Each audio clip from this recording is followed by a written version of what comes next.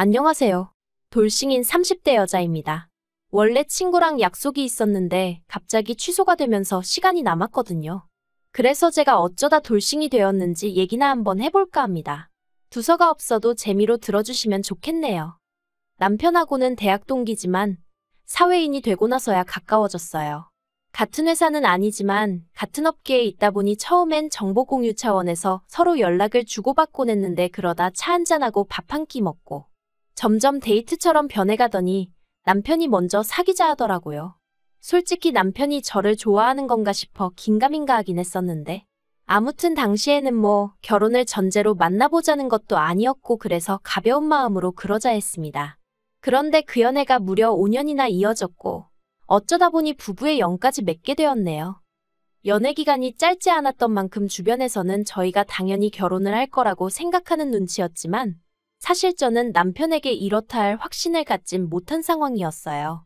그런데 어느 날 남편이 아버님이 중풍으로 쓰러지셨다는 연락을 해왔고 그때부터 모든 게 생각지 못한 방향으로 흘러갔습니다. 남편이 그때부터 하루가 멀다 하고 아버님 정정하실 때 가정 꾸려서 자식 낳고 사는 모습을 보여드리고 싶다는 얘기를 해댔거든요. 그리고 그런 남편에게 저는 차마 아직 나는 결혼 생각은 없다 소리를 못했어요. 가뜩이나 힘들어하는 남편에게 어떻게든 힘은 주지 못할 망정 상처는 줄 수 없었으니까요. 물론 지금은 그때의 제가 죽을 만큼 밉고 후회스럽습니다. 결혼이란 건 남들이 옆에서 북치고 장구치고 난리를 치던 말던 제가 하고 싶을 때, 제가 확신이 있을 때 했어야 했는데 너무 단순하고 안일하게 생각한 제가 바보였죠. 아무튼 그렇게 번갯불에 콩 구워 먹듯 저희는 결혼을 약속했고 이후로 형식적이었지만 양가 부모님께 결혼 허락도 받았습니다. 상견례도 했고 정말이지 모든 일이 일사천리로 진행되었어요. 그리고 이제 와서 말이지만 저는 시댁에서 저에게 그래도 좀 고마워하고 계실 줄 알았거든요. 어쨌든 시댁의 사정 때문에 서둘러 결정된 결혼이었으니까요. 하지만 나중에 이런저런 일들로 대판 싸우고 부딪히게 됐을 때 저한테 그러시대요. 남편 좋다고 7렐레 8렐레 결혼시켜달라 할 땐 언제고 이제 와서 이깟일로 대들고 그러냐고요. 그때 정말 누가 제 뒤통수를 세게 후려친 기분이었어요. 그리고 지금부터 그동안 무슨 일이 있었는지 생각나는 몇 가지만 이야기해 볼게요. 일단 결혼 당시 양가에서 특별히 도움을 받지는 않았습니다. 시댁이 넉넉한 상황도 아니었고 저는 대학 때부터 등록금도 제 손으로 벌어서 냈을 만큼 뭐랄까 독립적인 성격이었거든요. 그래서 친정부모님의 의사와는 별개로 결혼식 비용도 제 힘으로 해결할 계획이었어요. 어쨌든 모아둔 돈도 있었고 정 부족하면 제 앞으로 대출을 받을 생각이었으니까요. 그런데 이 상황을 알게 되신 시부모님께선 저를 불러다 앉혀놓고 준다는 걸 굳이 안 받을 필요가 있냐 하시며 어떻게든 제 마음을 돌리려고 하시대요.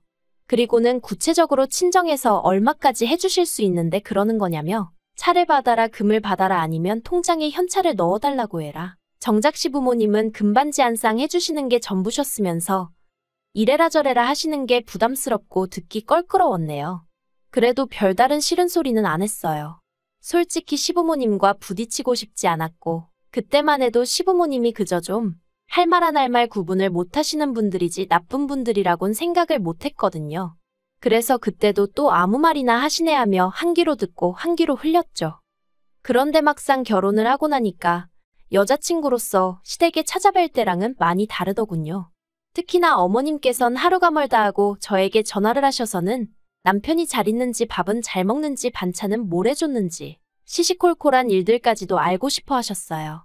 그리고 그런 통화가 툭하면 5분 10분 길어지기 일쑤였던지라 제가 직장이라 통화를 길게 못한다 하면 또 서운하다 어떻다 너는 화장실도 안 가냐 내가 전화하면 화장실을 간다던가 편의점을 간다던가 눈치껏 요령껏 통화 좀 할 수도 있는 거 아니냐 네 회사는 뭐 너 없인 안 굴러가냐 너 혼자서만 일하냐 말 그대로 억지를 쓰셨는데 그게 저에게는 참으로 버거운 일 중 하나였습니다. 참고로 제가 다니는 회사는 입사하기도 어렵지만 자리를 지키고 있는 것도 만만한 곳이 아니었거든요. 그러니 제 말투 하나 행동 하나 조심스럽기 짝이 없었는데 걸핏하면 걸려오는 어머님 연락이 솔직히 반가울 리가 없었죠. 게다가 그 내용이냐곤 죄다 남편이 어떤지 묻는 것이었는데 그럼 남편에게 전화를 하시지 왜 저한테 전화를 하셔선 그러시는 건지 그것도 납득하기 어려웠고요. 그래서 결국 남편을 통해 어머님께 그런 연락은 좀 자제해달라고 말씀드렸더니 원래 처대를 장가 보내놓으면 마음이 안 놓이는 법이라 하시는 거예요. 아니 32살이나 먹은 아들이 뭐가 마음이 안 놓이신다는 건지.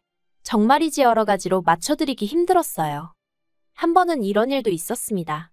저에게는 20년 지기가 있는데 이 친구가 몇 년 만에 한국에 들어온다고 하더라고요.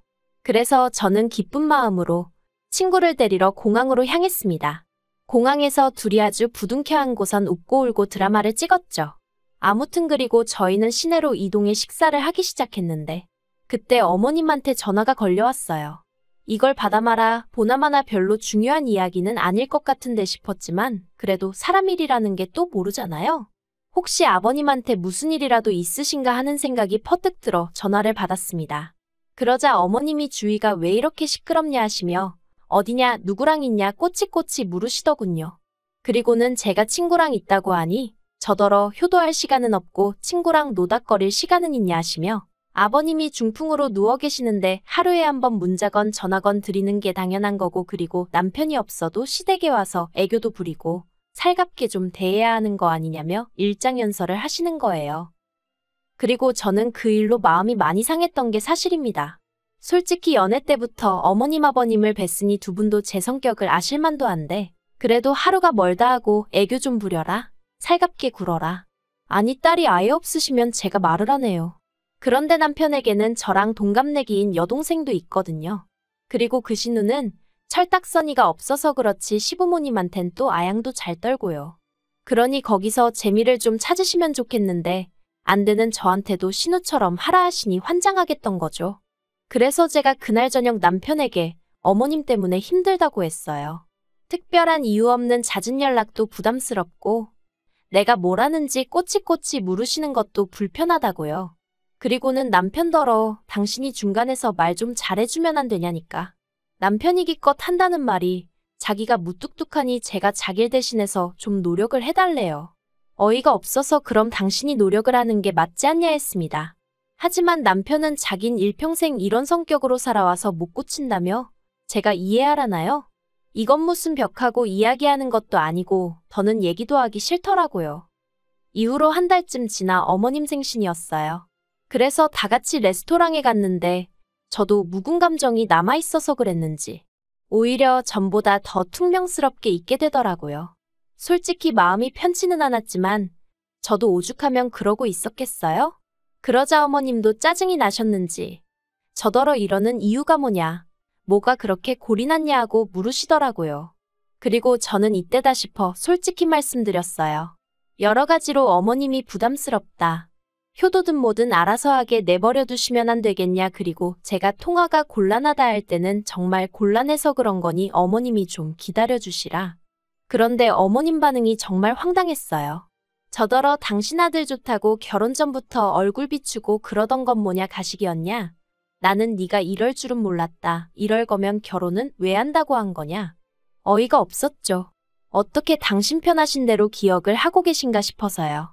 결혼 전부터 시댁에 드나들게 된 건 그 횟수가 많지도 않았지만 몇 번이나 남편을 통해서 놀러오라 하시기도 했고 남편도 은근히 바라는 눈치라 어쩔 수 없이 찾아갔던 게 사실이고 결혼을 한다는 게 제가 남편하고 가정을 꾸려 잘 살겠다는 뜻이었지 어머님 아버님 비위 맞춰드리며 살겠다는 뜻은 아니었는걸요. 그래서 저도 에라 모르겠다라는 생각으로 그러게 이럴 줄 알았으면 결혼 안 했을 거라고 확 받아쳐버렸습니다. 그랬더니 남편이 저더러 그래도 어떻게 그런 식으로 말을 하냐며 서운하다 하는데 아무튼 분위기가 아주 엉망이 되어버렸어요.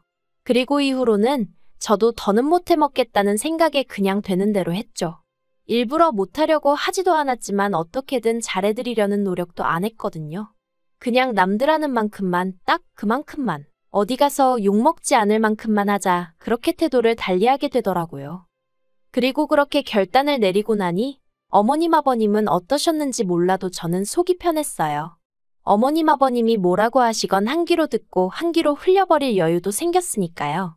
물론 남편은 처음엔 그런 저에게 서운해하는 눈치였지만 이내 상황을 인정하고 받아들인 건지 이후로는 시댁에 혼자 찾아가기도 하고 그런데 그게 어머님은 못마땅하셨던 건지 하루는 제게 연락을 해오셨더군요. 그래도 어쨌든 한 가족인데 언제까지 이렇게 지낼 순 없지 않냐 하시면서 더는 저더러 이래라 저래라 하지 않을 테니 너무 그렇게 당신 아들 뒤에 숨어있지 말라나요.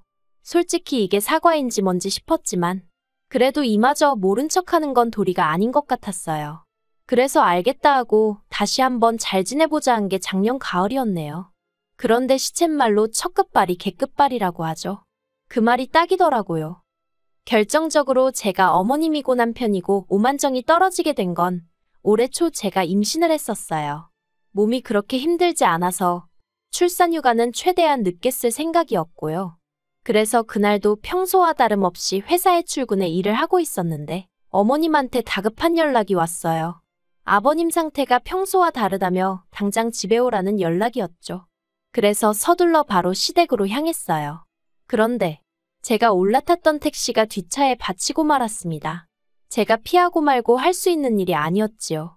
교통사고 자체가 심각하진 않았지만 저는 결국 유산을 했고 아버님 임종도 지키지 못했어요. 그리고 이튿날 아버님 장례식장에서 저는 제 몸 하나 추스리지 못하고 있었기에 결국 방에서 쉬게 되었는데 그만 깜빡 잠이 들었던 모양이에요. 하지만 이내 소란스러운 소리에 잠에서 깼는데 살짝 열린 방문 틈으로 거실에서 어머님과 신우 그리고 남편이 나누는 대화가 들려왔습니다. 무슨 얘긴가 싶어 저도 모르게 본능적으로 숨죽이며 엿듣게 되었는데 제 임신이 어떻고 이야기가 오가더니 어머님께서 하신 말씀이 충격적이었습니다. 어머님께선 겨우 3개월이었지 않냐며 그때는 자다가 유산해도 모른다나요? 그런데 뭘 서있지도 못하겠다며 누워서 저러냐고. 지 시아버지 가는 길에 저런 생쇼를 한다면서. 그리고 옆에 있던 신우도 어머님 말이 맞다면서. 솔직히 우리 가족이나 되니까 새언니 저렇게 누워있어도 별말 안 하는 거지. 막말로 유산한 게 자랑이냐. 나 같으면 죄송해서 시댁 식구들 얼굴 쳐다도 못 보겠다. 정말 얼마나 억울하고 분하던지 심장이 터질 듯이 쿵쾅거리는 게 느껴졌습니다. 하지만 제 몸이 천근만근이기도 했고 저는 저대로 뱃속의 아이를 지키지 못했다는 죄책감의 그 분노를 표출할 기운이 남아있질 않았어요. 그냥 저를 둘러싼 모든 게 현실 같지 않더라고요. 그래서 이도저도 못하고 가만히 누워 눈을 감고 있었습니다. 어떻게든 최대한 제 감정을 추스려 볼 생각이었죠. 그런데 그때 남편이 자냐면서 방 안으로 들어왔어요. 그래서 제가 왜 그러냐니까 자기가 곰곰이 생각해봤는데 아이는 뭐 또 가지면 되지 않겠냐면서 저더러 너무 속상해하지 말라대요. 그리고 그때 문득 든 생각이 남편은 어떻게 보면 한날 아버지도 잃고 자식도 잃은 거잖아요. 그래서 나만큼이나 남편도 슬프겠구나 싶은 게 위로를 해주고 싶어지대요. 하지만 제가 그런 생각을 행동에 옮길 새도 없이 남편이 말하길 어머님 입장에선 남편하고 손주를 잃으신 거 아니냐며 이럴 때일수록 제가 잘 챙겨드려야 하지 않겠냐고 저더러 나가서 어머님께 좀 살갑게 굴어달래요. 어머님한테 죄송하다고 사과도 드리고요. 내가 뭘 사과하냐니까 그냥 아이 문제도 그렇고 진짜 어이가 없는 거예요. 자기 와이프가 어제 유산했는데 자기 엄마 기분이나 생각하고 있다니? 제가 남편을 한번 쳐다보고는 말없이 자리에서 일어났습니다. 그리고는 제가 누웠던 자리는 대충 정리하고 조용히 제 짐을 챙기기 시작했어요. 입고 있던 상복도 벗어버리고 제 일상복으로 갈아입었죠. 그리고는 남편더러 너는 애 아빠 자격도 없는 자식이라고 어떻게 우리 애가 죽었는데 나더러 어머님한테 가서 애교 부리고 용서를 구하라니 사이코라고 했어요. 그러자 남편이 여기서 제일 슬픈 사람들은 자기 식구들이래요. 저는 애 하나 잃었지만 자기 식구들은 둘을 잃었다면서. 그리고 애는 태어나지도 않았지만 자기 아버지랑 자기 식구들은 몇십 년을 같이 살았다. 그러니 슬픔이 같을 수가 없다나요? 그리곤 그러면 좀 덜 슬픈 사람이 더 슬픈 사람을 배려해 줄 수 있는 거 아니냐는데 그게 말이 되나 싶대요. 그리고 그런 논리를 너무 당연하다는 듯 오히려 제가 이상한 사람인 것 마냥 아무렇지 않게 떠들어대는 남편이 소름 끼치더라고요. 그래서 그냥 더는 말할 것도 없다고 이렇게 갈라서자 했죠. 남편이 그제서야 저더러 미쳤냐고 어떻게 그런 말을 지금 이 시점에 입에 담을 수가 있냐 어쩌냐. 그런데 전 그 말을 내뱉고 나니까 오히려 머리가 맑아지는 것 같고 정신이 돌아오는 기분이 돼요. 그리고 결국 저희는 지난달 완벽하게 남남이 되었습니다. 물론 과정이 순탄치만은 않았어요. 제가 남편을 어르고 달래기도 하고 같이 울고불고 죽일 듯이 싸우기도 하고. 하지만 솔직히 말해서 유산을 하고 난 이후로는 줄곧 남편과 좋은 말 한마디를 나누기보다는 목소리를 높이고 서로를 탓하기 일쑤였거든요. 그러니 결국엔 남편도 순순히 현실을 받아들인 눈치였어요. 그래서 재산 정리해서 나누고 그런대로 깔끔하게 헤어졌네요. 그런데 이후로 원하든 원치 않든 같은 업계다 보니 남편 소식이 전해져 왔는데 회사에서 잘렸다더라고요. 툭하면 집안일이 있다며 이래저래 업무에 충실하지 못했다면서 그런 일이 별로 없는데 회사 대표가 직접 해고했다나 봐요.